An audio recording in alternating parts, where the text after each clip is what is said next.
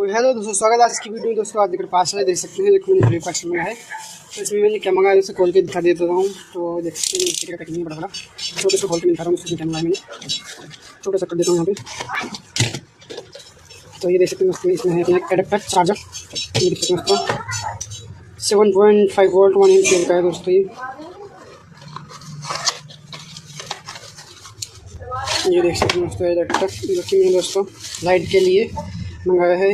और अपना जो 7 वोल्ट की दोस्तों चार्ज बैटरी है अपने पास 7 वोल्ट का, उसके लिए मंगाया है। तो देख सकते हैं दोस्तों कुछ इस तरीके का है।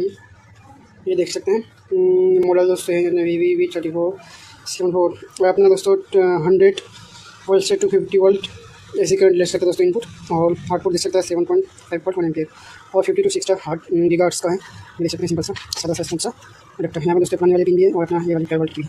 यानी कि दोस्तों ये देख सकते हैं इस तरीके का वैसे 7.5 वोल्ट का है। तो यहाँ पर दोस्तों अपना 7.5 वोल्ट आएगा और यहाँ पर शायद 3 वोल्ट आएगा। तो फिर दोस्तों मिलते हैं अगली वीडियो में, इसको हम यूज़ करेंगे।